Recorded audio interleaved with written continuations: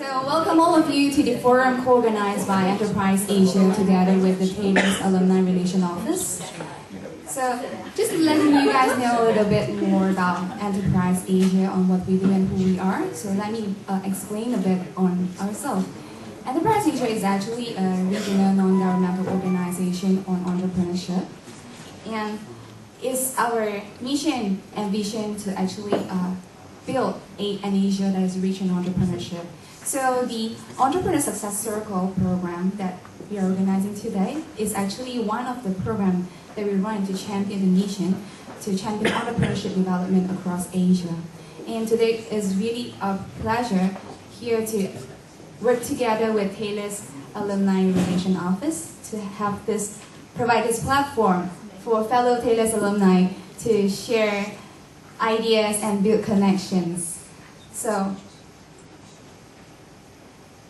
I think everyone is pretty excited for the event today, right? Yeah? Yeah, hear noises. So today we have a very special guest with us. I think as an alumni for Taylor's, you will be familiar with his face. He is none other than our Deputy Vice Chancellor of Taylor's University, Mr. Pradeep Nair. So can we welcome him to come and share a few words with us. Thank you. Good evening, ladies and gentlemen. The truth be told, when you get to my age and my position, the older students tend to remember you, and the newer students will probably say, "Who's this guy?"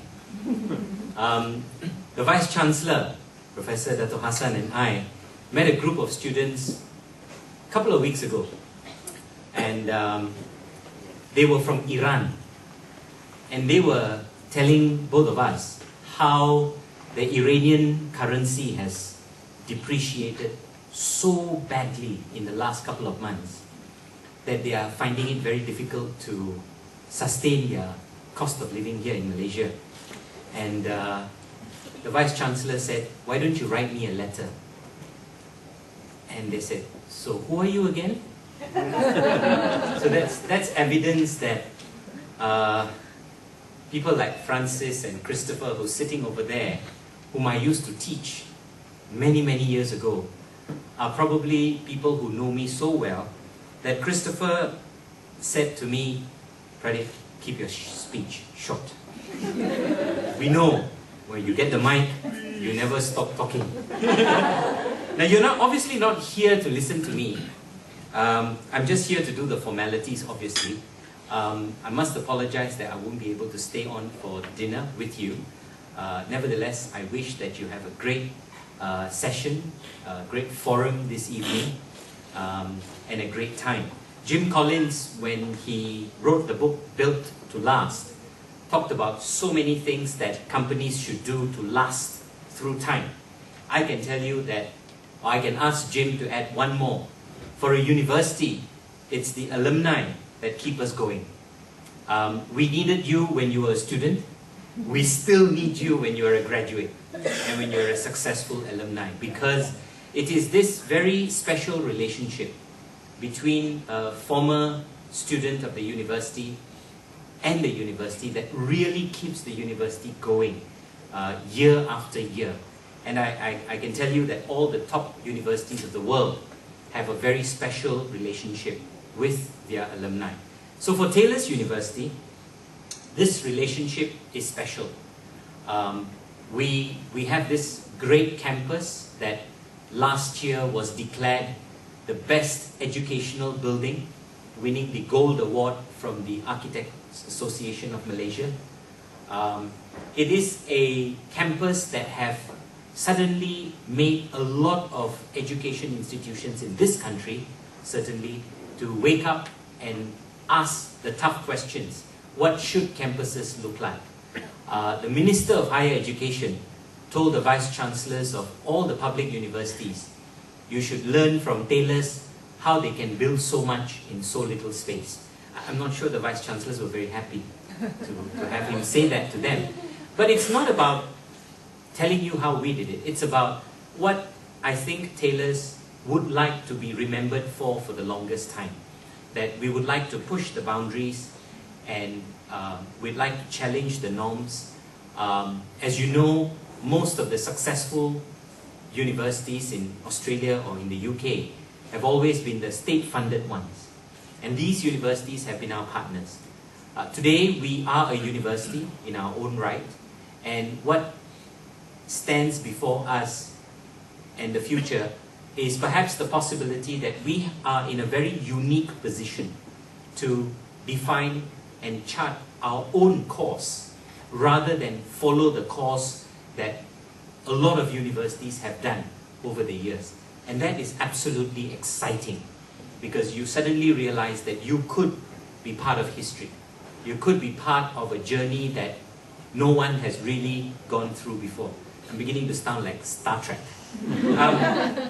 Ladies and gentlemen, what can I say? The organizers helped prepare a speech for me, and I'm known never to follow my speech, apart from talking a lot.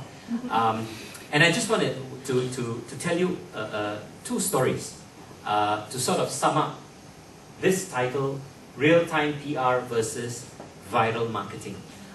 They're very interesting stories, and I'll connect them for you. Stanford University, as you know, is probably one of the top 5 universities in the world. And there were 2 lecturers, 2 professors in Stanford University who last year, for some reason, probably they, in Malay we say gatal, you know, in English we say itchy, nothing else to do. I guess in a proper professional language, they were just curious. Bottom line is, they used to have about 45 to 60 students who used to sign up for a course that they offered in Stanford. And every time this course was offered, they have about 45 to 60 students sign up for it. And then, because they got curious, they posted their entire course on the web from week 1 to week 12. And instead of the usual 45 to 60 enrollments, they had 120,000 enrollments. 120,000 people from all over the world who suddenly saw that there was an opportunity to reach and access to a Stanford degree. I guess I won't give you a lecture about the power of the web or the potential of how the web will and can redefine one of the most traditional industries, such as education, where it's always a sage on stage, a teacher teaching a student. And in this case, these 2 guys have gone on to set up their own company, because now they realize, wow, you mean if we could do something like that, imagine the millions that it could make. The second story I want to tell you was what happened a couple of weeks ago at this campus. 2 students, or a bunch of students from the law school, were celebrating someone's birthday. And in the process, I mean, I was 18 years old once, like you. And, you know, when you're 18, you do lots of fun, right? Stuff. And stuff that you probably never do today, but then, you know, those days it was like, why not? And one of them said, listen, it's your birthday, you better eat all the cake. And the student couldn't possibly finish the cake. So the dare was, if you don't finish the cake, jump into the lake and swim. And the poor boy, who was actually a very accomplished swimmer, decided to jump into the lake and swim. Now, as it stands, jumping into the lake is against the rules of the university, but we'll leave that discussion for another day. Now, the boy who dared this boy took a video of the entire episode, and within less than 3 days, it went viral with 12,000 views on YouTube. It's since been withdrawn and made private, thanks to our efforts. But these 2 stories, ladies and gentlemen, tell you the 2 sides of what internet and the web can do. One, it can throw open a whole world of opportunities, like growing your enrollment from 60 to 120,000, or make you really scared when 12,000 people suddenly realized that if you come to Taylor's University, you could be in the lake. So I'll leave you with these thoughts, and perhaps these are not things that are new to you, but to me, as someone who manages or works in a very senior position in an organization, it is about whether we look upon the web and the internet as an opportunity or an adversity. And I guess the speakers will fill in the blanks and fill the gaps and be able to tell you things from their perspective. I want to thank them for their kind gesture this evening. And I also like to thank the organizers for their support in bringing together this event. We truly appreciate that. And have a wonderful evening, ladies and gentlemen. And Chris, I hope that wasn't too long for you. Thank you.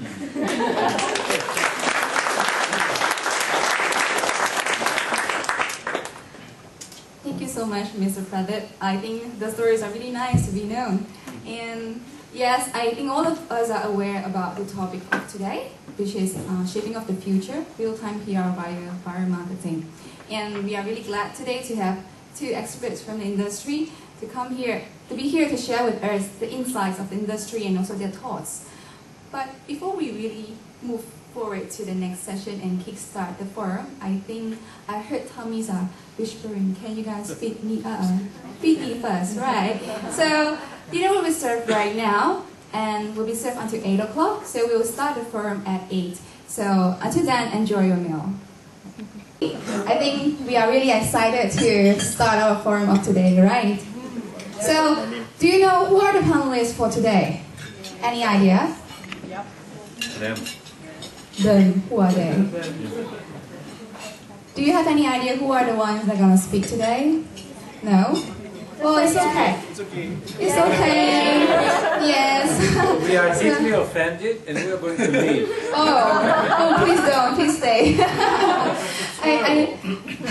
Well, just let me introduce you guys to them. So today we have Andreas, the Managing Director of Omnicom Media Group of Malaysia, and also Patrick Wee, the CEO of Group Matic.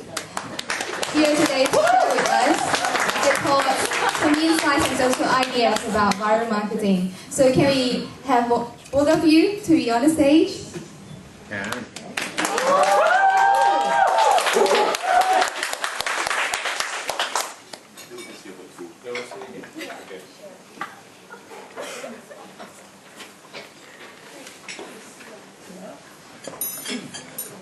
So I think from the response for the crowd just now, right? I don't think you guys know them well, right?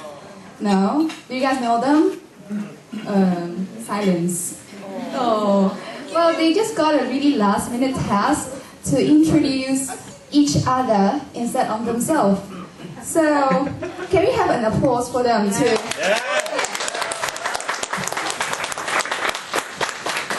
Yeah. This one? That one. Okay. So, I'm not sure if we're going to start first. Oh, should we flip a coin? Yeah. Good evening, Jiwon. Thanks for having us. I think Patrick is really confident to Actually, introduce. this is really a challenging task because Andreas' CV is like, wow, okay. I don't know where to start. It's a book. Yeah, it's like reading like the Oscars, list of accolades and all that. I mean, really amazing. I'm really honored to be sitting next to Andreas, and I'm sure I'll be learning a lot of things from Andreas as well. But just very briefly, Andreas is a certified professional coach. Yeah, he's armed with rich management and life experiences spanning, mind you, 3 continents and 6 countries. Yeah. Guess which country Andreas is originating from? Greece. Yes. Yeah. Cool. Yeah, there's so many accolades here, but generally he started his career with DMB and B in New York and later managed JWT. Yeah. Well, no, that Good Lord. I mean, just media section. Okay, international clients in Greece. Yeah. And then in 1997 he set sail for Asia. What brought you to Asia, Andreas? It was an interesting circumstantial journey where the company I used to work after graduation in New York, the NBMB, had a partnership in Japan with Dentsu, and that was the year that they decided to break away their media. And out of all the people on the planet, I happened to be in New York in that March, I remember, of 1997, where the international media director asked me to go to Japan and set up their media department. I thought he was completely nuts.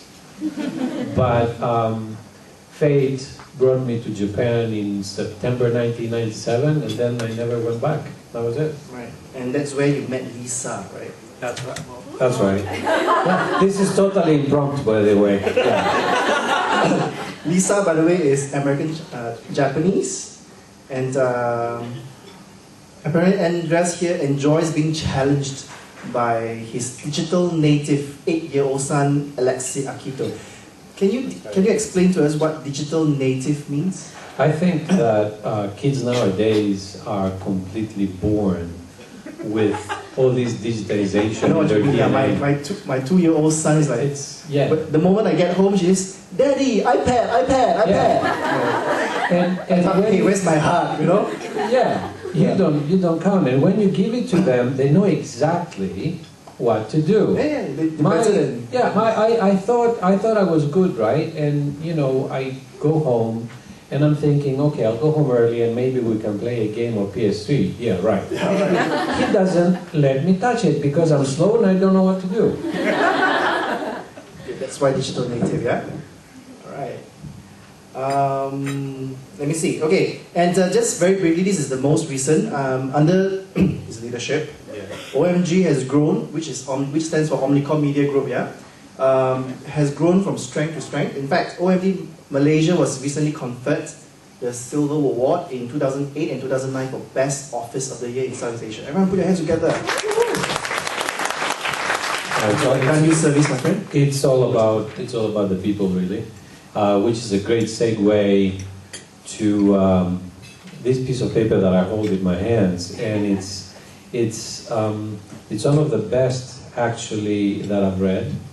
And unlike his improvisation of that long list of stuff, I will read a couple of things from here because they tell a great story and they paint a very great picture. So, my friend here, Patrick, he was born in Patbahat, for those of you who didn't know. I learned that today. And he wears many hats. In his role as the group CEO of the Group MAD, which he founded, I figured just about 7 years ago. It started small and growing. And Group MAD is a group of companies that work with leading brands and young people to make a difference. I like that. He has more than 15 years of experience in the education and entertainment marketing industries. He is a highly sought after brand communication strategist, and he's mostly equipped to talk about viral marketing, social, digital, and all that, because he's been doing this for the last 15 years. He currently leads a team of consultants in my partner's communications as entertainment marketing and PR consultant, which is an entertainment marketing and PR consultancy. JM Asia, a branding consultancy that works with some of the leading brands in the region. And Uberactive.com, which is an online youth portal. Probably some of you know it. I'm too old. Yeah. As a mentor and as a trainer, Patrick heads Yabber, a training provider that works with schools and corporations to find creative ways to supplement what students are getting in schools in the areas of learning, to learn skills, leadership skills, and social emotional development. I love that because I always talk about the stuff that textbooks don't teach you. And a lot of these soft elements are not found in there. Textbooks just sort of pave the way, but what we do and what students do is up to people, to them, and up to people like you. So I find that extremely interesting. And here is the paragraph that I really am intrigued, I would ask you to tell us a little bit about that. Patrick has traveled extensively around the world, seeking to understand the challenges faced by people from different cultures, and he believes that education is the single most important thing that can change the world and improve their lives. What led you to that? First of all, you have made me turn completely violet. Okay, but anyway, thank you for reading that CV out. Basically, the company, the abbreviation of the group of companies is MAD, Group MAD, so obviously make a difference. And I mean, where we are at now, the world is, we all know that we are facing so many problems. Pandemics, I don't know, crime rates, what else?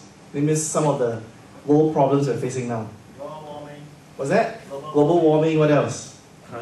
Hunger, poverty, right? There's so many problems, and then we keep on hearing all the challenge with the Gen Y and all that, but seriously, deep down, I think education is really the way to go, because it involves changing mindsets, and that's the only way we can really overcome these problems. And I'm really glad to be in the presence of, to be actually at a institution of learning excellence as well, and so it's very apt for us to have this forum this evening. So I'm really loving it that I'm in this space this evening. It's great to be sitting next to you, man. Thank you. It's an honor. I guess you guys would not believe that they just got this piece of paper 5 minutes ago. Do you think they have done a good job? Yes? Yeah, thank you for the applause. So to start the forum about viral marketing, I think we really need to have a definition of this term, because we know about social media. You talk about Facebook, the youth would know what is that. But what is viral marketing in exact? So Patrick, can you share your view on that here? All right, this is my take, kind of like my layman way of defining it. As the word viral implies, I think it comes from the word virus. So just imagine a virus infecting someone, right? So viral marketing, basically, a very simple concept is, imagine a virus infecting a person or infecting 3 persons, right? So it goes viral when it spreads or infects people on an exponential way. So as from our understanding of the youth, for example, the youth, in terms of their decision making, is very much impacted on the core friends, the 3 to 8 of their immediate friends, or the people surrounding them. So if, just imagine one youth, he infects 3 or 5 of his friends, and then that 3 to 5 of his friends then infects the next 3 or 5. So that's basically what viral marketing is. So kind of simple, right? You guys got it? Yeah. Okay, awesome. So the explanation part where we talk about, just now, I love what Mr. Pradeep said about, like in, was it 3 days or was it? 3 days. 3 days, 12,000. So that's how it happened. It went viral because it just spread so fast. Yeah, so that's a kind of very simple way of defining it. Yeah. Andreas. No, I agree. Just to add a different twist to it, I think that there is a little bit of a blurred line between what is viral and what is social. And sometimes we sort of equate the two, even though there is a fundamental difference. So viral, anything can go viral. It can be silly, interesting, smart, stupid, whatever it might be, and it can go viral because it's like that. However, the social element to it would be the engagement and the dialogue and the discussion that is between the individuals and between communities. And I see many times a lot of marketeers really confusing the two. So to go viral, you don't need to have a team, for example, that manages the social aspects of it. It's easier to go viral. But social is where the challenge really is, because it involves a dialogue, an active dialogue. Does that make sense? Yes. Yeah? And perhaps just adding on to that, I think because of the changing times with how technology is all upon us, so viral marketing, it doesn't necessarily have to be transmitted through technology or communication technologies, but it is now more and more being communicated through various social or mobile platforms. Right. Yeah. So, and there's going back to the key topic of today, which is about PR. So I think mainstream PR still plays a big role in helping the exponential part of the campaign, for example, which I think we'll be talking about a bit more later. Yeah. I'm not sure if you know that the term viral marketing was first used in 1989. Well, since then, how many years ago? 20 years ago? How it changes until today when people use internet to have to spread the message like a virus. I think Andreas has much insight to share with us, right? You have a presentation for us, don't you? Yeah, now before we go to that, it'll be just 15 minutes or so, and it will create a platform for a discussion. I didn't fully know the setup, but it's great because, look at us. You know, the digital... The black and white? No, the digital native, the digital immigrant with a suit. What I've done, I've put together a few slides, and I think they tell the story of how things have changed. So let's use that to create a discussion afterwards and jump in, okay? Yeah. So I'll share that with you. This is a better mic, makes my voice better. Yeah. Okay. It's hard for me to talk with this and that, but you know, I'll try. I want you to come with me on a 15-minute journey. Can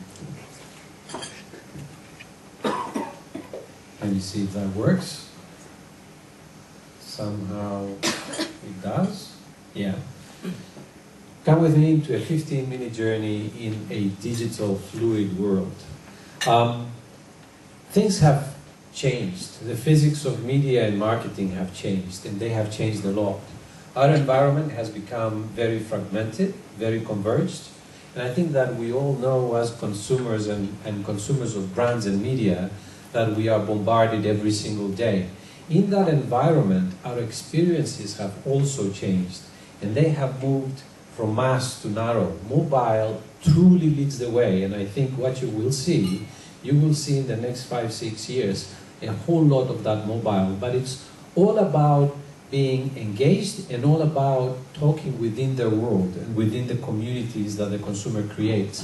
If you're not in this space, you can't really succeed as a marketeer, right?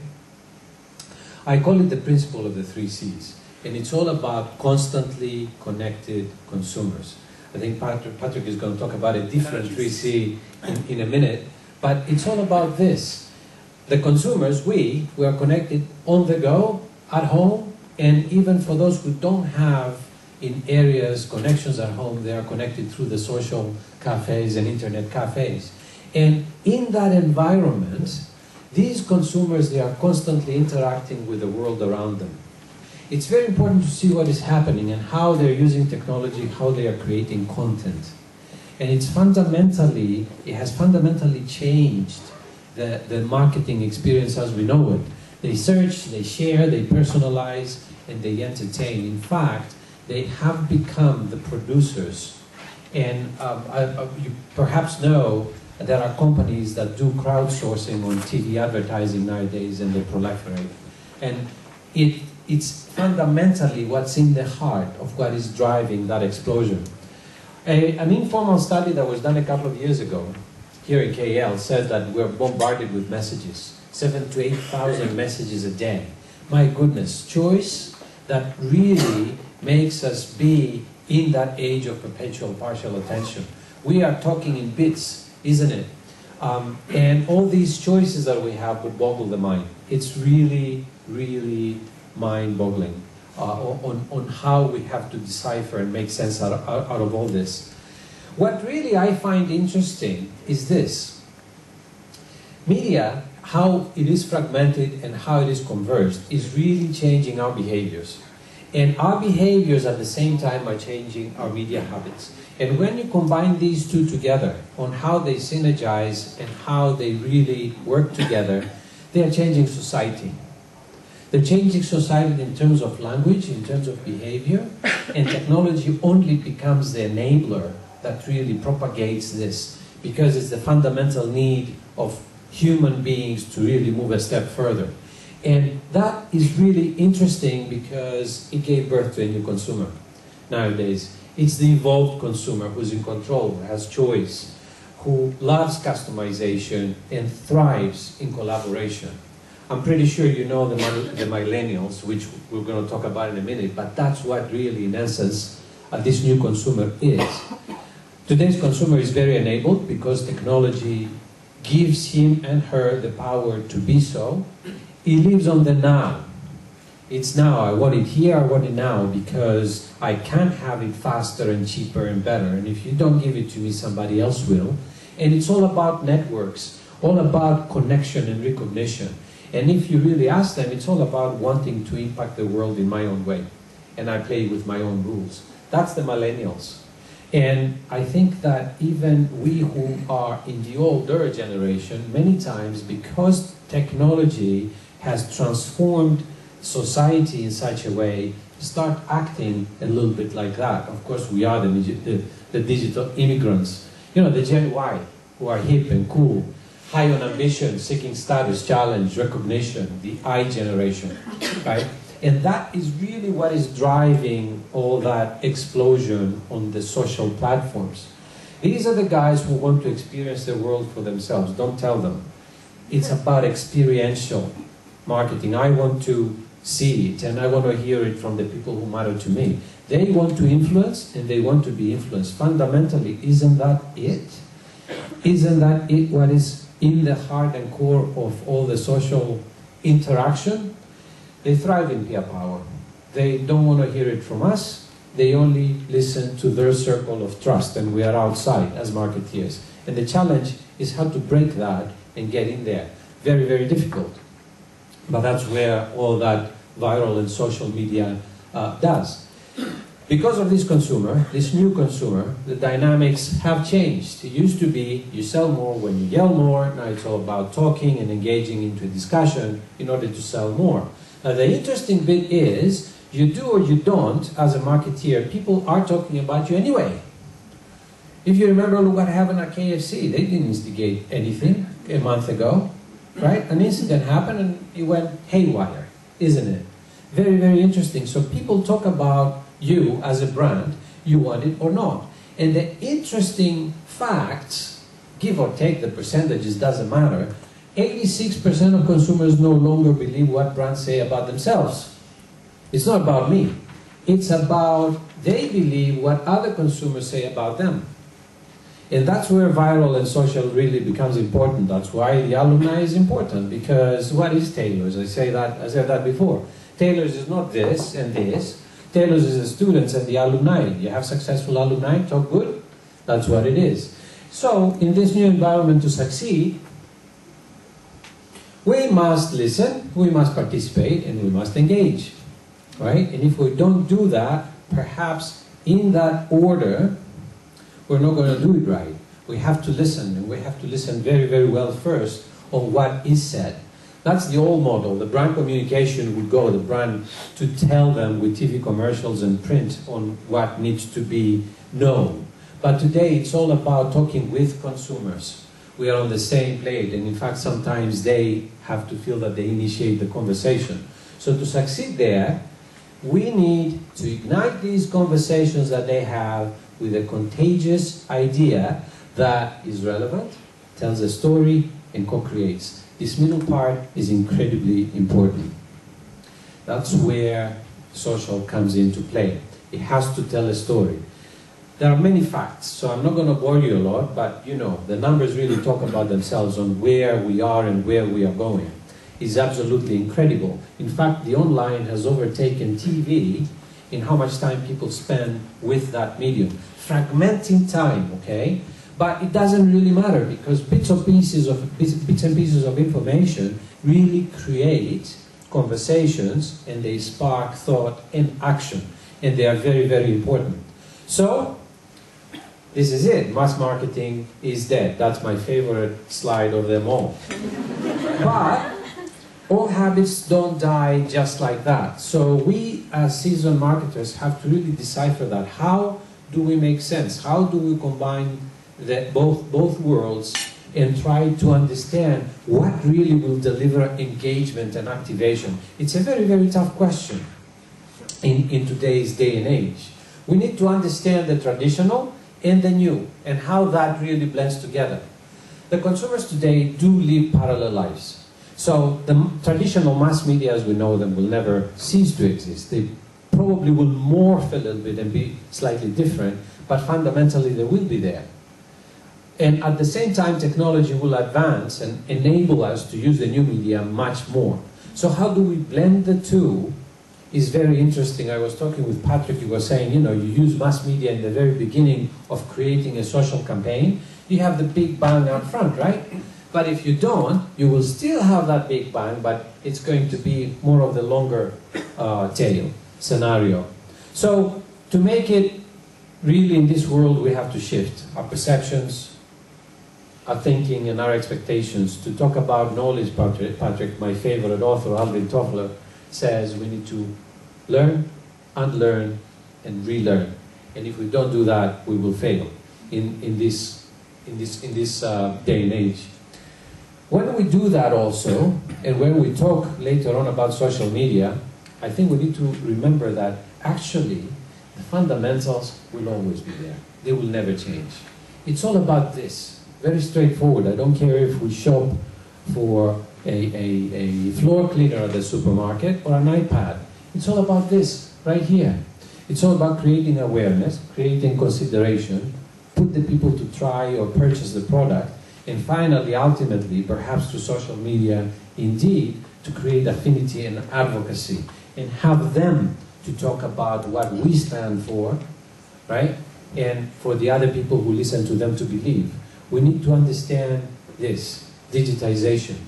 Today's effects are being felt in two ways, actually. It's very simple to say, you know, I'm not saying anything that is rocket science, but it's all about media today being pervasive, and all about media today being social. And social, on the go, everywhere, anytime, with everybody, right? So media, when we talk about social, should be planned and deployed by technique rather than by channel. Channel is just the conduit. And when I talk about technique, I'm talking about three things really. I'm talking about conversations, experiences, and the content, that storytelling that I was talking about before, and how that is relevant. And that effort is basically, as you know, distilled in three big buckets: paid, earned, and owned media. Owned and paid, straightforward. We can control that. That middle part is where the tough game is. That's where viral and social really play a very crucial role. So in the house of digital, as we build it for our brands, the linear touch points are the straightforward ones, the banner ads, search engine marketing and all that. The engagement touch points are the ones that we have to use in order to create that social effect about seeding, about blogging, and so on and so forth. Is it a straight road? Is it a tough road? It is. It's not easy, particularly for the older marketers who are stuck with the old ways. And one of my pet peeves is they want to give social media to somebody else to do it for them. Unless you really know the brand inside out, you can't really do that. You have to do it in-house. Viral? Yes. Social? Different. Unless they really, like a case that Patrick was telling me about, they really, really know the product. But that road, we have to travel it fast, and we have to travel it now. And I think that was about 15 minutes or so. Okay? Thank you, Andreas. So you have seen how Andreas telling us about how the trend changed along the years, and also a big picture on how viral marketing makes sense in nowadays. So next up we'll have Patrick to share more with us on the branding and communication perspective on how viral marketing actually makes sense. Branding and communications. Okay. Maybe just before that, I just want to kind of just add on a little bit to what Andreas was just talking about. I totally agree with him about the mobile taking the lead, for example. Because in fact, I want to do a bit of a test this evening. You know, we were just saying that. Wait, I'm sorry, I just lost my train of thoughts. So we're just talking about mobile taking the lead, right? And research actually shown that 74% of text messages actually being sent by our Gen Y. So can you imagine the power of the mobile platform? So what I'm going to do now is, I'm just going to hold up, okay, put this down. It's okay. Let's see how many Gen Ys are there in the room, by the way. Gen Ys are defined by what? 20 and below? Something like that? 25? 25 and below? How do you define Gen Y? 1983 onwards. Wow. Okay, I'm going to start with a really easy one. Can someone tell me what this is? High five. Power of 5. Power of 5? High five.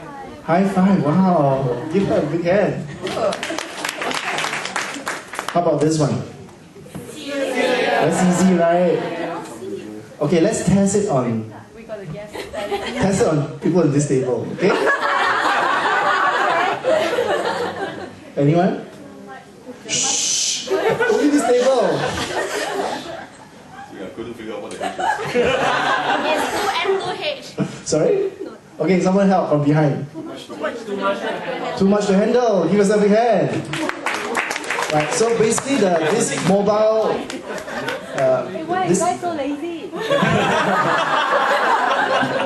So basically this new whole movement has basically seen a new kind of paradigm shift in terms of the Gen Y creating a new way of communication even. Yeah? So that's really, really interesting. And where, in terms of communication, what I really want to kind of touch upon this evening, to go a little bit deeper, is really understanding what's important to the youth in terms of their values. Because if we understand what is important to them, then we can communicate better and therefore makes things more viral, right? So I think I just want to share a couple of things. The 3 things that, through research, I'm just sharing research that I've just recently read apparently. The first thing is youth, or the Gen Y, really seeks bigger meaning. What does that mean? Basically it means that the Gen Y or the younger generation has seen their parents slog and work so hard, but also they've gotten a lot of rewards, their cars and houses and all that. But at the same time, this generation has also the most materially endowed. You know, they literally do not have to worry about financial challenges. You know, a lot of parents help with getting the first car and perhaps even the first house. And but at the same time, they've also seen that the cost of the parents' hard work, for example, broken marriages, you know, and all sorts of issues at home. Yeah. So because of this, I think that they're now looking at beyond just getting a good job or being paid X amount of salary. They're looking for the bigger meaning, looking for a bigger cause. Yeah? So that's the first thing that I thought was very insightful. The second thing is that they seek more than just normal friendships.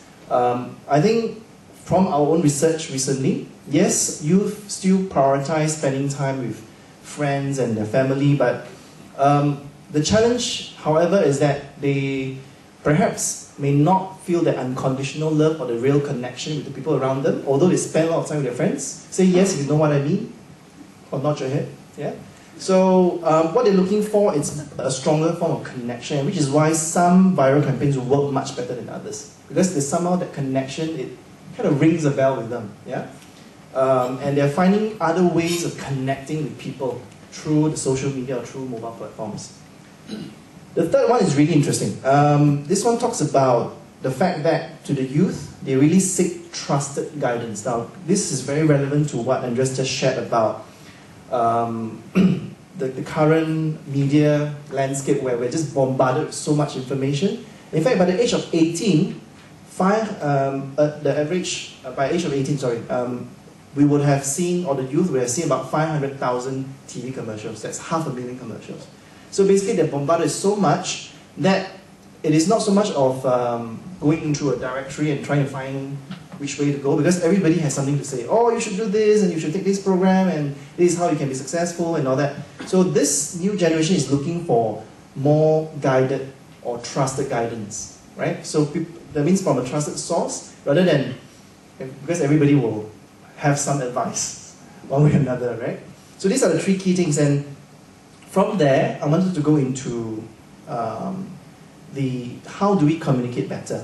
So what we have been doing, because in one of our consultancy where we handle Facebook management, for example, we practice the four. Was it three? Let me see. I'll get to that. Whether it's 3 or 4. Okay. Basically the R's. We start with being real. So it's all about really making real connection. We keep things really raw. Yeah.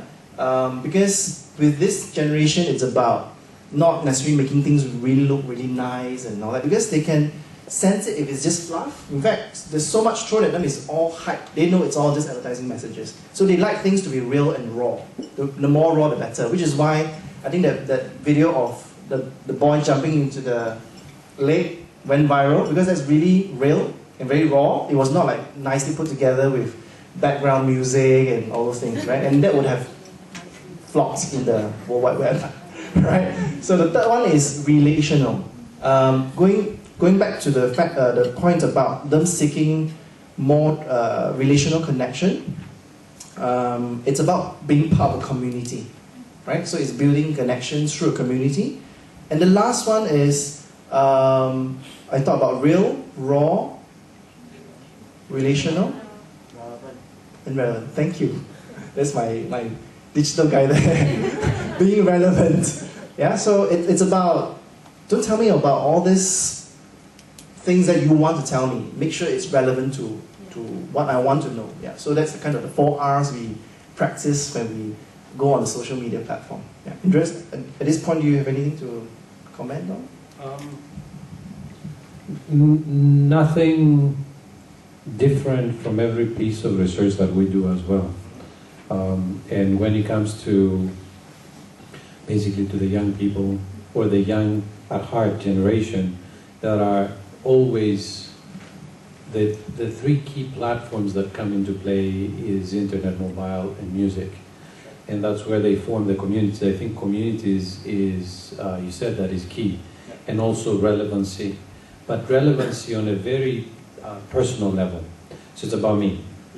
It's about me and the people who accept me for who I am. So I like to personalize everything, and I like to influence that circle of friends that I have. It's always like that. Research that actually we have been doing for the last 7-8 years consistently comes up like that on that segment. And the only thing to really add is that on the social, or rather society aspect of it, I think it's interesting on what is happening because of all these.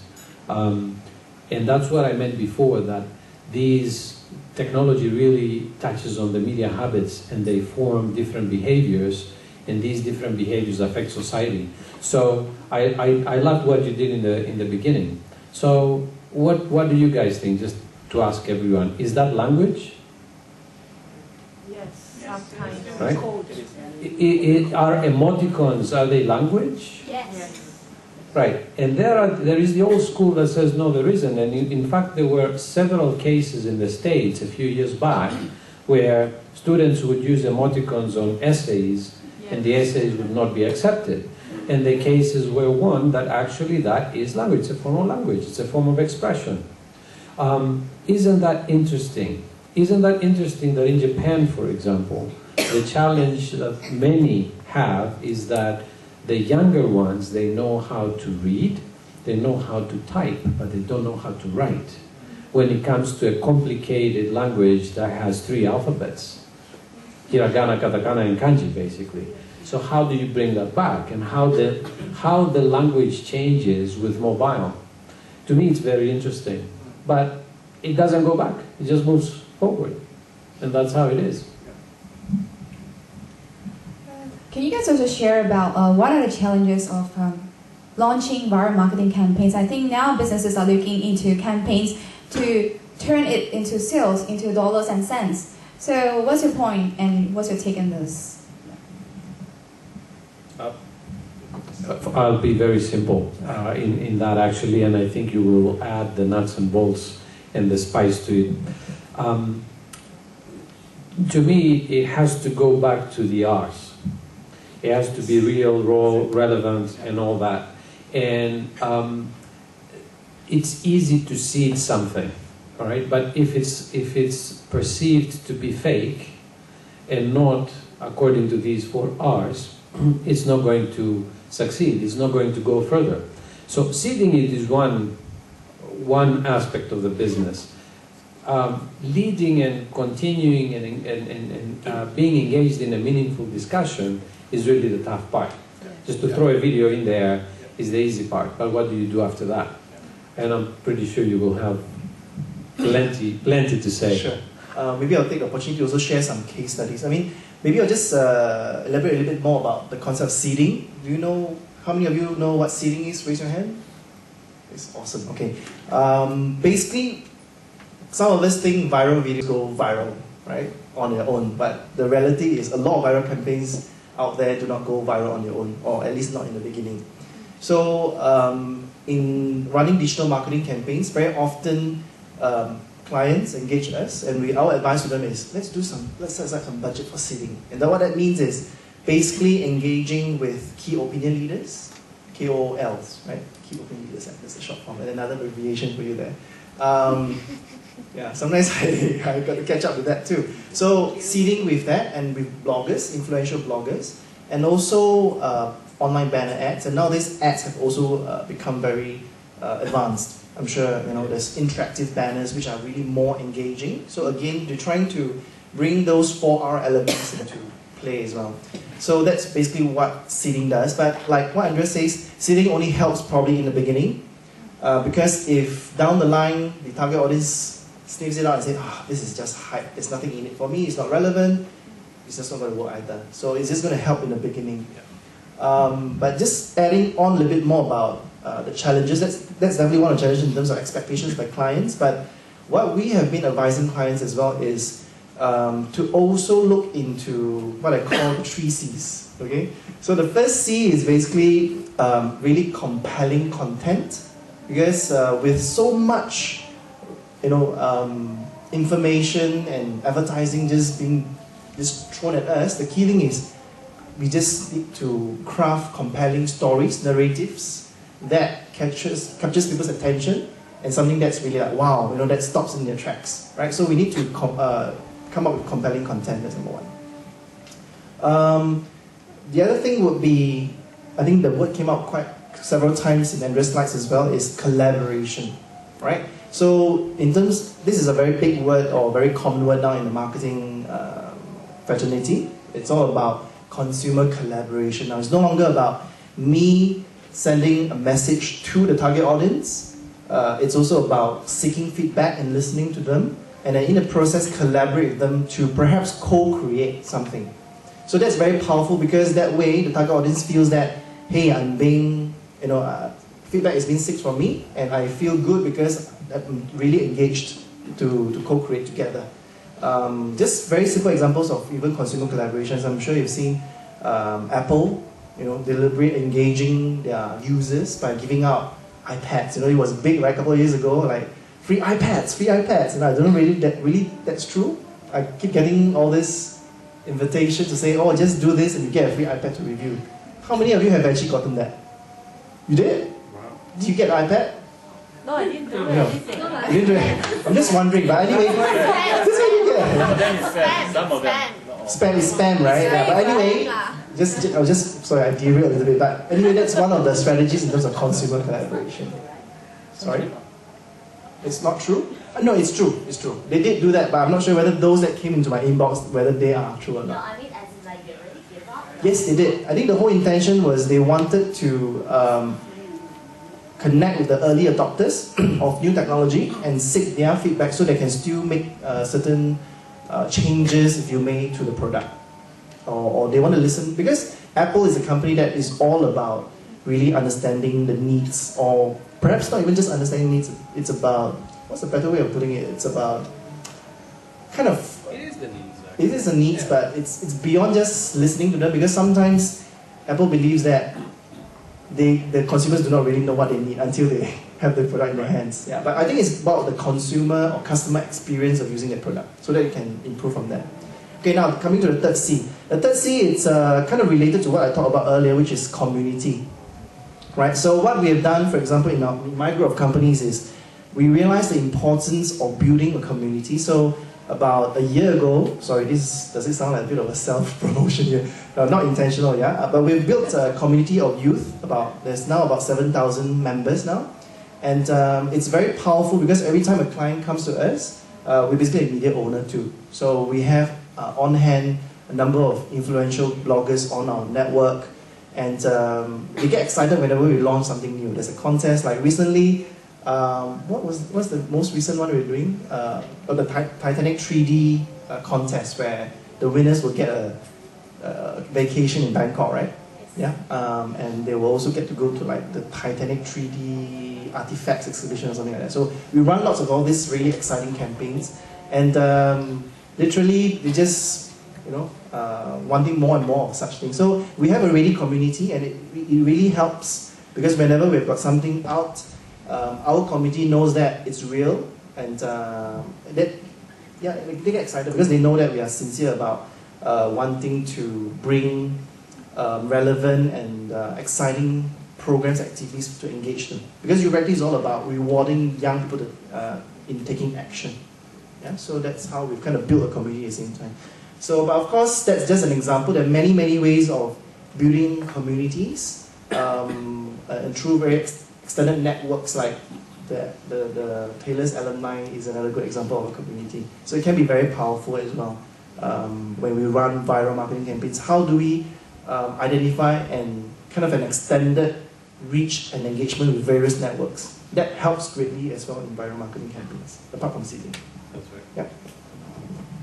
So both of you have explained about how to run viral marketing, what is the key content to run viral marketing campaigns. So we've seen how viral marketing started from 20 years ago until today, and now the present on how we're going to run it as a campaign. So, well, what do you guys see for the future? How it spread even further from here? Yeah. Patrick, do you have anything to say? Yeah, look into the magic ball and tell us what do you see in the future. I'm lost at this point. Perhaps Andreas is going to go first. Do you have anything in mind? It's not so much of a, what do you call that? I know the answer. Do you want to know? How many want to know? I really know the answer. I'm not joking. But not everybody wants to know. Everybody wants to know? Wants to know? Come on, raise your hand. Okay, so how many are we here? About 100?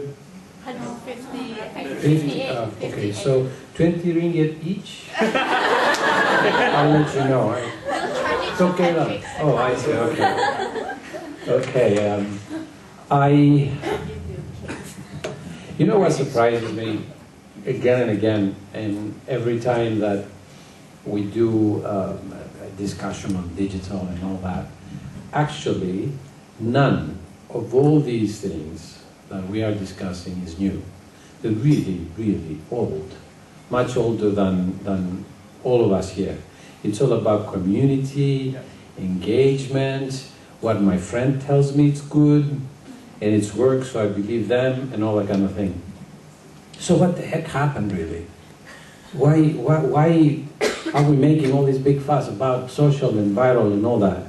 There's one thing that really, really happened. Technology advanced, and technology really helped the human race move from one point to the other faster and faster and faster. In fact, everything that has happened in the last 10 years is going to happen much faster in the next 2, 3, 4, 5 years. You'll see, because that's how it is, right? So I think that what we are going to see is an augmentation of that reality. The fundamental truth will not change. It's about people with feelings and emotions and need states. I want to be recognized for who I am, what I stand for in my community and in my circle of friends. Technology is going to make it very different. That's the key. But technology is not really the end in itself. It's just the conduit that enables the human race to move forward. The real need is us as in human beings. And that's what will propagate. For example, in Washington, D.C., at the university there, they have now created a new contact lens, an eye contact lens, that has an embedded microchip in it. True story. In fact, I'm showing a couple of things on the MMC on Monday, this coming Monday. And it really helps you see different augmented reality stuff. And I think you're going to see things where you're going to see people walking, and if they are enabled like that, you will see things different. What was that movie with Minority Report? Very real. It's going to be extremely, extremely real. Technology today exists, and it's going to be launched in a couple of years actually, commercially, where there is paper-thin screens, where you roll it up completely, and that's your mobile phone, that's your laptop and all that. And that will change, for example, the newspaper industry to start with, right? The mobile industry. So technology will really propagate that. So I don't think anything will change in terms of what is the fundamental need of human beings to connect, to allow people to influence them. It's all about stories, isn't it? Storytelling. With sausages and marshmallows and fires and, you know, telling stories under the stars. It's just that technology is going to make it exponentially faster.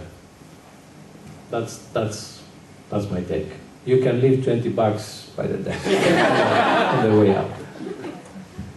Patrick, do you have anything to add on? I'm not so much of a technology guy, so but somehow, perhaps deep down, I think it's everyone trying to, or attempt to look for the new happy, so to speak.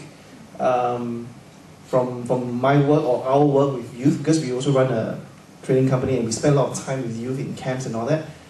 Constantly, we find youth who are unhappy. So they are trying to look for the new happy. So I'm not sure we're going to get it through technology. But that's something interesting to think about. We all don't have the answers, do we? Yeah. But they're all trying to look for the bigger costs and a meaning in their life to be happy, basically. So that's kind of, I don't know whether that makes sense, but that's my take. We will now open for question and answer. Yeah, you have two experts here, and you can get free consultancy. So I beg to differ. I'm not an expert. 60 experts. So do we have anyone with questions? Okay, so just now Patrick mentioned that you can do seeding first. Yeah, and then that's when you create awareness. So how do you actually generate income? When do you start generating income? Or what do you do to generate income? Because you can't be talking about, concepts, engaging and all these things, but you still set up a business to generate income, right? So what do you do that? And like, let's say for example, we see a lot of Facebook apps or like a lot of applications online on the iTouch or iPad, but everybody as a consumer, you would like, oh, free version, download, trial version, download, or jailbreak version, download. So what do you have to do to value add that people will actually buy your app or people will actually pay for something? Okay, let's tackle the first question. What was the first question again? Okay, generate income, that's right, sorry.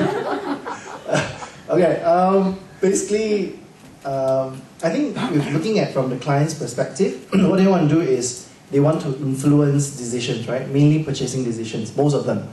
Or perhaps there are those who also look into changing perceptions or influencing thinking.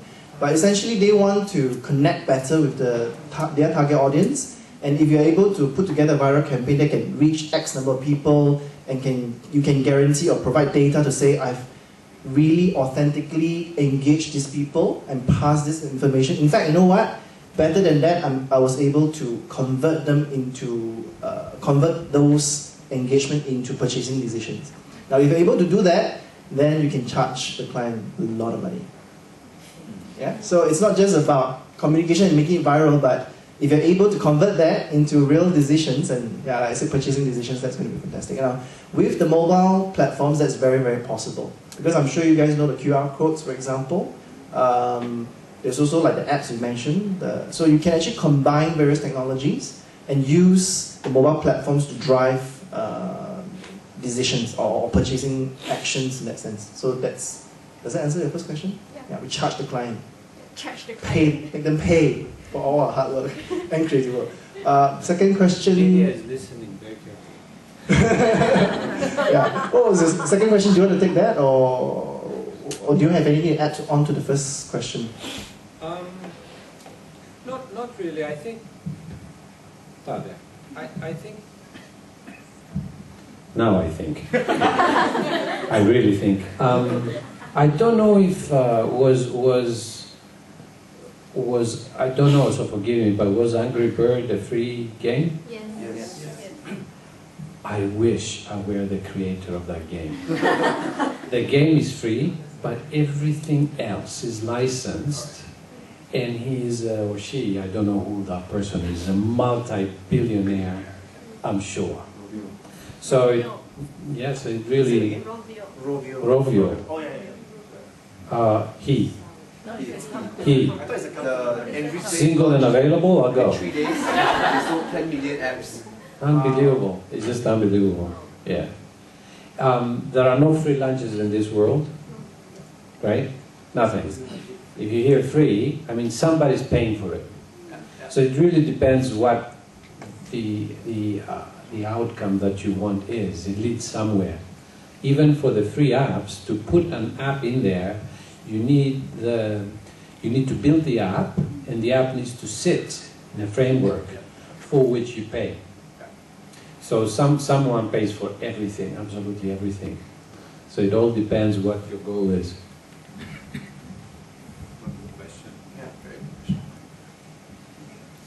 I like your thinking. This is Enterprise Asia, right? Yeah. I'm an Taylor's alumni.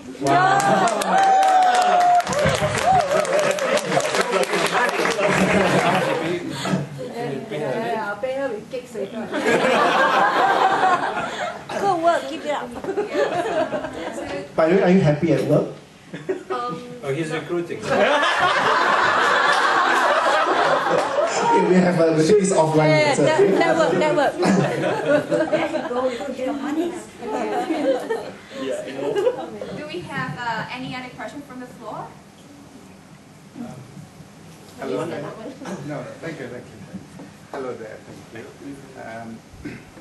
See, broadcasting, traditional broadcasters have converged, and programs now appear in telecommunication devices, mobile devices.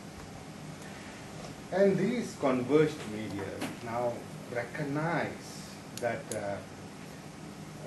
social media users have taken away their traditional audience, the eyeballs. Now the eyeballs are shifted, and the eyeballs for the traditional broadcastings have reduced. Now, in an attempt to get them back, now broadcasting is now channeling as a conduit using the technology, channeling some of the programs to social media. Now, along the way, embedded in broadcasting and the social media are challenges, rather issues or problems where they infringe on the national securities and issues where the MCMC do not allow them to in the traditional practices that the youth know of. Now, in your experiences and in your experiences overseas as well, what are the infringements that we have to be careful about? And if you can identify them, how do you go around them? Mistakes, not breaching the national laws. It's an interesting question. I don't think I have a very specific answer, but when, I mean, the world has moved into the social stratosphere mostly in the last 5-6 years, which is my tenure in Malaysia. So before that, it was very different. I think that there is one of the fundamental pillars for successful social campaigns is freedom, right? Fundamentally, the moment you want to do something as a social campaign and you infringe on that freedom, you lost them. In fact, it can really, really backfire. We all know that, right? So freedom is key. I don't know what governments would do when there are issues about national security, but I believe that, I'm definitely nowhere near as an expert to talk about that. I think they would, put the right filters into place. I mean, look at China, and what it does. So I'm not in any capacity to talk about what the government would do vis-a-vis national security, only to talk about what consumer sentiments would do. So from a commercial standpoint, right? And I think you will see, to your point about the traditional mass media owners, in my opinion, they will have to adopt. So they will have to adjust not only the content, but also the dissemination of the content vis-a-vis technology. Otherwise, they will lose the train to these media owners, those media owners who will adapt and will use technology like that. But I don't know, I'm not sure about the national security. I have no idea. Somehow I think that we're always being watched. How many of you think that we're being watched right now?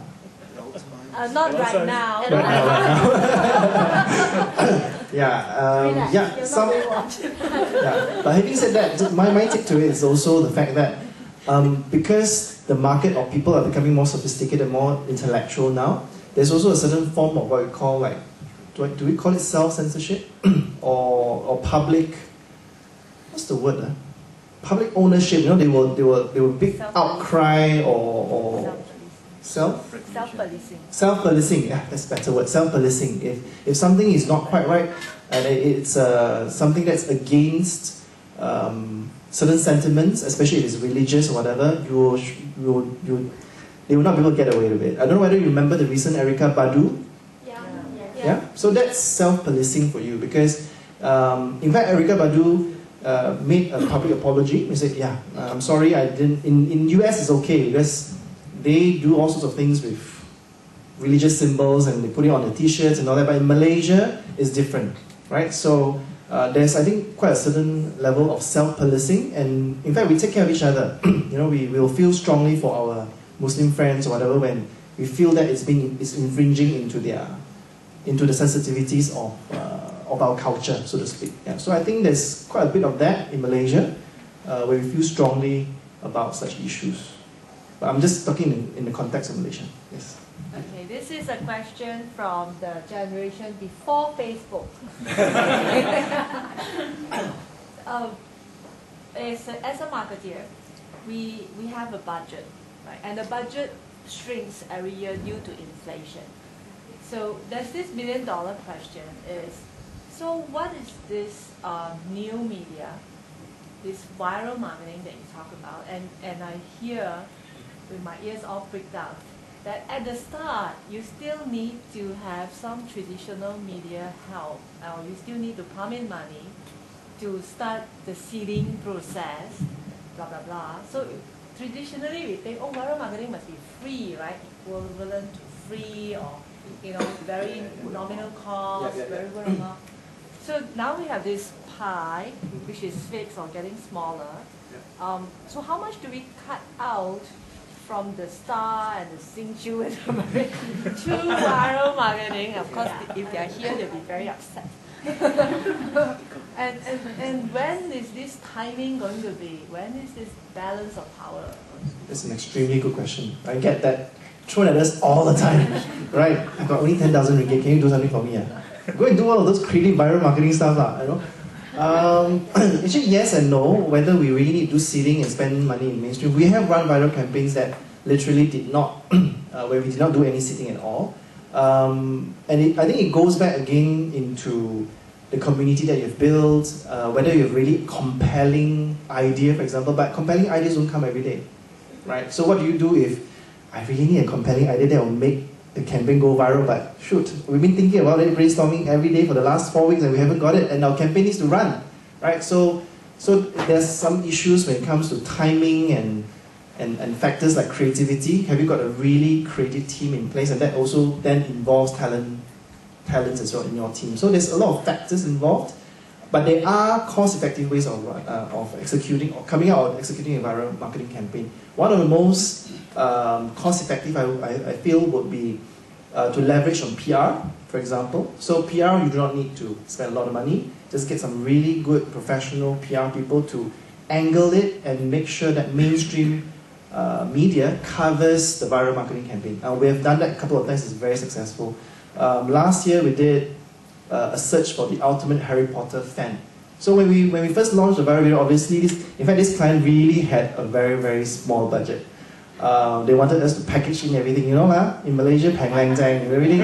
We wanted cheap, we wanted good, we want like lots of views and impressions, da da da. And then, so we didn't have any money for advertising, didn't have any. So we created a contest to look for ultimate fan. In fact, the grand prize was just a whole screening. And then it was very slow in the beginning for the first couple of days. And then what happened was, then Marketing Interactive online, the online people featured this little contest. And then I think the star came out with the story. And then immediately, it shot up. And that's really very, very cost effective. So that's only one example, but it has happened quite a number of times when once mainstream media covers it, it just shoots up. So PR is one of the most cost-effective ways, I feel.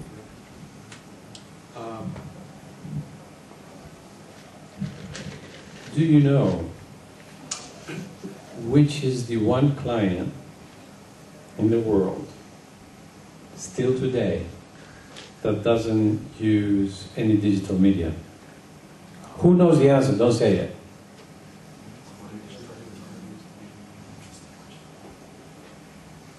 Extremely successful client. You'll know it. Does anybody know the answer? The answer is Apple. What did they say, Nirvana? Zero. All the media spend, 100%, is on traditional media. Outdoor and stuff. TV and everything else.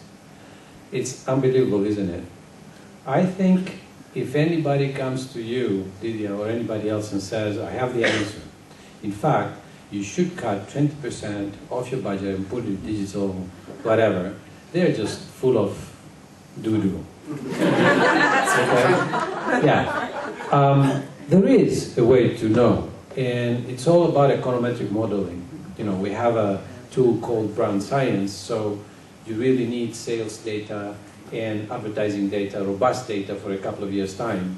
So it does all the analysis, and it really can tell you if you put $1 on TV or freestanding inserts or social or whatever, what the impact to sales or whatever your measurements are. So there are ways to know, but to do it just like that, your guess is as good as mine lie. So I think what we really need to what we really need to do is to see what works for you. What works? What gives leads? A. B. Try to experiment. And you do a little bit here and a little bit there, and you will see how much traction you get. And if indeed you get more traction from the banner ad that you do or the rich media thing that you do, and it's better traction than the advertising in the newspaper, then you start changing that model slowly. That's why many times I say to our partners and clients that you need to start somewhere. You just don't wake up one day and say, okay, now I'm going to do social. Great. And then they end up doing that. I have 10,000. Ooh, huge budget. So I want this and this and this and that. It doesn't work that way. It just doesn't. So you have to experiment. But particularly my pet peeve on social media, and I'm not talking about banner ads and all that, you know, which I think is just it gives you awareness as any other medium does, really. But on social media, the thing is, once you start, you can't stop. So if you start on social media platforms, then take the game seriously and do it in-house, or with a truly dedicated resource that knows the brand inside out. So they can give feedback and engaging dialogue on the spot. Otherwise, if it doesn't happen that way, actually better not do it, because it's not a one-off deal. It's like a relationship. You know, we're not going to become friends and get engaged because you'll disappear tomorrow. So it's the same thing. I agree totally. In fact, just want to add on a little bit, especially highlighting, not so much adding on, it's highlighting the word experimenting. So it's really challenging clients to say, look, there is no real guarantee or answer in social media viral marketing. Are you willing to experiment? Because that's what social media is all about. It's about putting something out there, seeking feedback, and really listening, because if we're going to do a copy and paste thing, it's definitely not going to work. And some brands are doing that. They're hoping that, okay, this is my key message, this is my brand blueprint and brand DNA. Okay, we're going to cut this and then paste it onto Facebook. It's not going to work. And then they say, you know what, I want you to craft all my messages for the rest of the month. You know, so it's unrealistic expectation. So it's really about experimenting, because you really do not know what works. So it will take a while to really know what really works, like Andreas says, and be willing to do that. Because by having said that, you know, Asians, the culture is that we are so worried about making mistakes. You know, we want that guarantee that it really, really works. Now, this is a platform, or social media viral marketing doesn't work like that. Yeah. So we have to be willing to experiment. But it's a good question. It's actually truly a good critical question. Yeah. And the other thing is that what is relevant for you is not relevant for you, because your brand is different at a different stage, your goals are different, so your message is going to be different.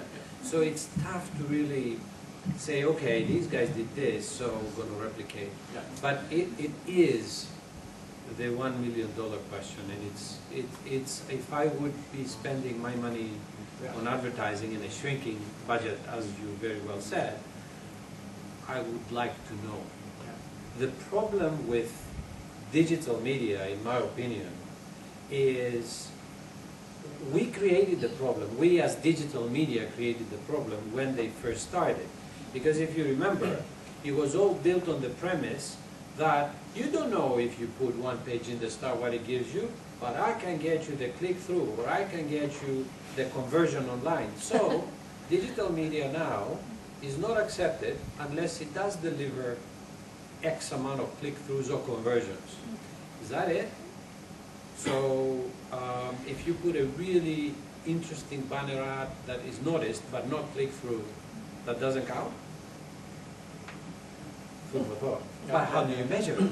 So it's very interesting. In fact, I think that inadvertently, we like it or not, perhaps not by 2016, but by 2020, we as media agencies, we are going to turn into a big machine with algorithms and stuff that really, no, seriously, that we already are developing. For example, Omnicom Media Group is developing that unit globally, and we're transporting it to Malaysia soon. It's called Acuant, and it's all about machine learning and how it really builds the data, and what data bring a result, whatever result is that the one that you want, and then the rest become peripheral.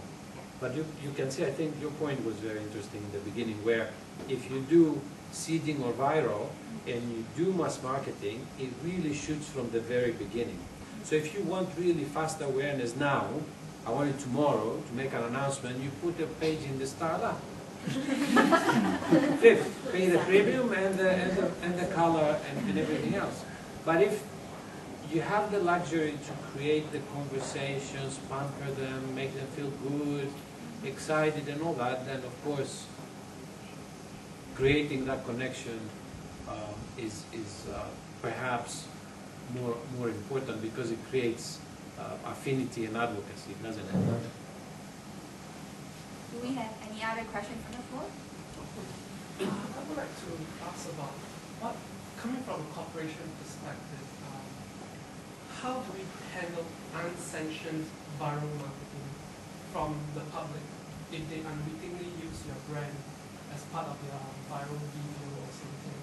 At which point would we allow it to fester, or at which point should a corporation come in to say no? That's a good question. KFC. That's a good question. KFC. KFC 5 That's a great example. And of course, my opinion off the record, right? I think they should have handled it, they could have handled it better. That's why I said people are going to talk about you. You want it or not? Yeah. And if you don't allow them freedom to say whatever they want to say, then you will be defensive. That means you have something to hide. And it will spark even a bigger uproar against you. When you see great crisis management from different PR crisis specialists, you will see that the first thing they will do, take it in. You don't refute it. You know, you apologize, you do certain things a certain way. But I think that, of course, if somebody uses your company in any way that is legally incorrect, defamatory, or whatever, infringes on your copyrights or whatever, I think, you know, the first thing that you should do is go and talk to them, not publicly, but settle it personally. In every single case we have seen where it was like that, didn't work, backfired completely, isn't it? My additional comment is, I think it's all about being authentic. Yeah. I think with, let's say, for example, going back to the KFC issue, I mean, it takes, you guys like that, right? Authenticity. Yeah, it's just being authentic. If you made a mistake, just apologize. It's very basic leadership.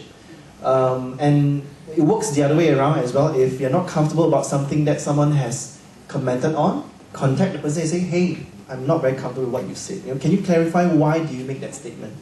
It's as simple as that. So I think it's all about, again, making that real, authentic connection and just communicate better. Yeah? Yeah. Any other questions? Yeah. A quick question. How do you see social media playing a part in B2B businesses instead of B2C? There's no free dinner, sorry. I will have my dessert. And I should have changed my flight, actually. Well, I mean, to be honest, unfortunately, I don't have a lot of experience with B2B. So, Andreas, do you have any?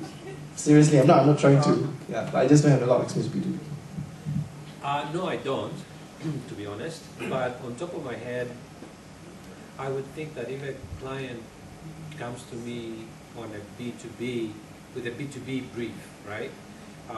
And the task to utilize social media, then the fundamentals to me would not change. It's about relevant stories, co-creation, real, authentic, and definitely something that talks about me as the recipient me, not me, the company me. Because they don't want to hear about you, they want to hear about them and how that you have to offer solves their issues or makes them feel. And I would think then that the task would be to identify these communities where there is dialogue, and therefore to, bad word, infiltrate these communities and create the dialogue. But that's what I would think. I also, apologies, don't know, but I don't know if there would be, it's more mass and open rather than closed communities. Does anybody know? Like, for example, if there are very specific bloggers that talk about, I don't know, ship manufacturing. So probably to a much lesser extent, because usually the B2B, you can reach them via very different and more traditional media. unless there is, for example, you know, there are exclusive online clubs, forums, like the YPO forum, or some exclusive jewelry membership-only forums where somehow you can do something through these, but that's not really social media, isn't it? It's almost like direct marketing, almost, in an electronic form. So, but I think there are some social media platforms like LinkedIn, for example, right? And I'm sure there are others similar to that too. It's just that I'm not a heavy user of that. But not LinkedIn, for example, would not be a social platform because you don't really create an open dialogue in there. True. There might be such platforms around. I believe there are. It's just that we may not be aware of them. Business opportunity. Good one.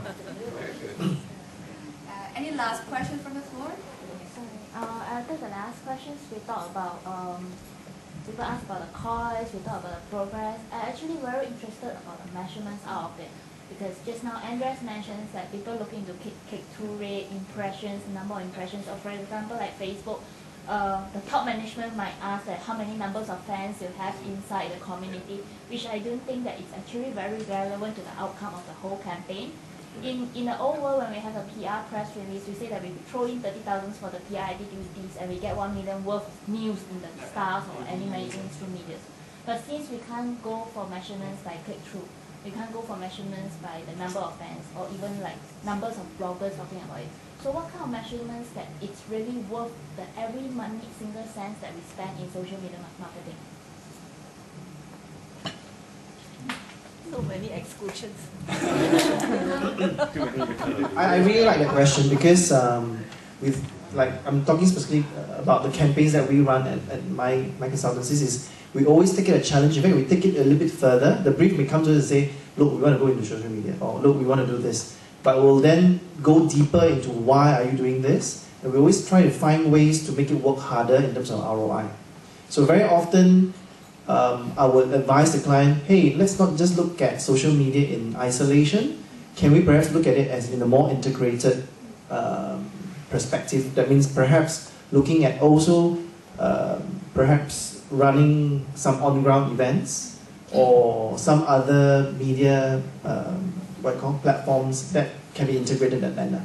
And then what we will do is we'll then set benchmarks and goals for us to achieve. So that way, we're not just measuring it based on, like you say, is it click-throughs or impressions, or, I mean, in terms of Facebook, they do have some of those measurement or insights, they call it, they have those virality and engagement level, but I agree with you, it's very hard to kind of measure the ROI, right? So one of the best ways I feel would be not look at it in isolation, but really integrate it with other marketing tools. And then look at it in that totality, because then the different tools are complementing each other to achieve the main the goals that you've set for that particular campaign. So that would be my recommendation. Yeah, I agree, and it's also another $1 million question where there is tons and tons and tons of analysis and writing on that. I think it depends on what you want to measure. It might be awareness, or it might be conversion to sales. You want me to use that? Okay. Or it might be conversion to sales. I mean, if you're a bank and you want to create a social campaign because your objective is to have people sign up for your credit card, well, hoo-ha, I don't care if they like it or not. I want to know how many will sign up for the credit card. That's your measurement. That's your KPI, right? And there are ways. The good news is that there are ways, and there are tools, and there are procedures to measure that and lead that. You can even pay for what you get, right? But of course, the cost will be seriously proportionate. So in the end, you don't really save, right? And back to the old saying, I don't remember who said that, I know half of my advertising budget is wasted, I just don't know which half. True enough, right? Absolutely. And if we would know that this particular medium, the star page 5, works 100%, then okay, drop the rest and do only that. But do we? Really? No. We don't. And all these years before digital exploded with the measurements, our way of measuring was really, you know, we tried to make it a lot scientific, but, you know, and what we were measuring is, I told you I'm going to deliver 500 GRPs here. I delivered 500 GRPs. What does that tell you on awareness? Then you would hire a research company to do awareness testing to see, and they would do pre and post and measure the difference. So therefore, that works. But the thing is that in most of these cases, unless you go and talk to the P&Gs and the Unilevers of the world, right, or the big clients who did testing over the years, you don't do only one medium, one campaign in pre-post research to see if that works and how much. You do 3 or 4 different things. So which one? That's scientifically speaking, that's not a proper experiment, because you don't have one variable and the other constants.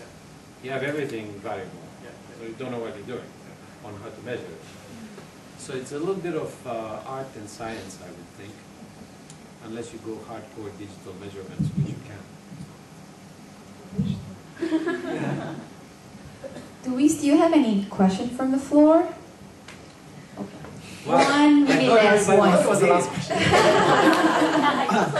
One last one. Sorry, I'm actually very curious about the digital management things. I know that there are some digital measurements already available in the market. How does Omnicom differ? Thank you for the plug-in. I'll pay you later.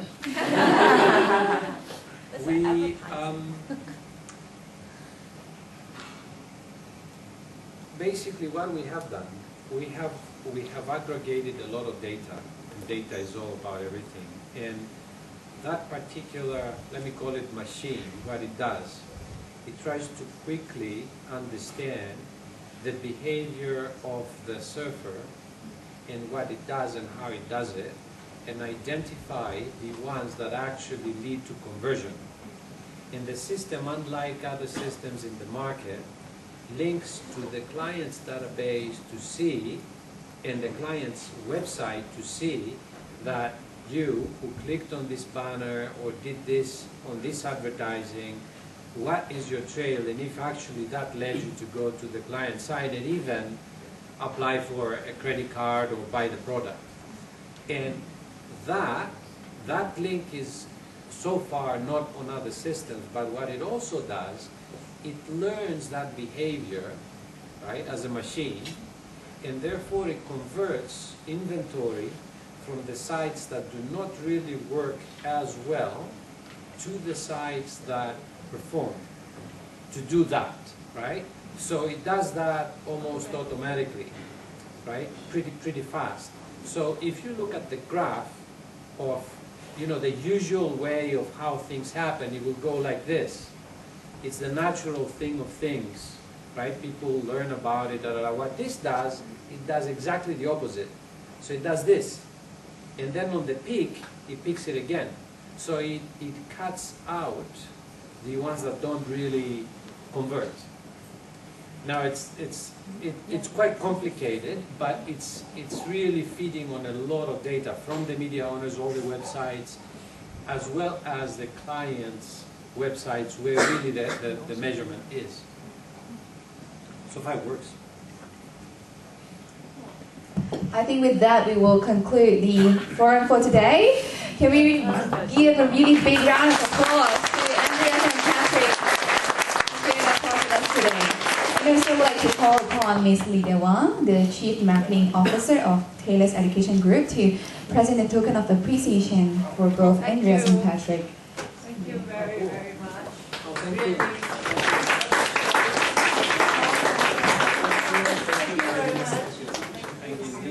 You guys enjoyed it, right?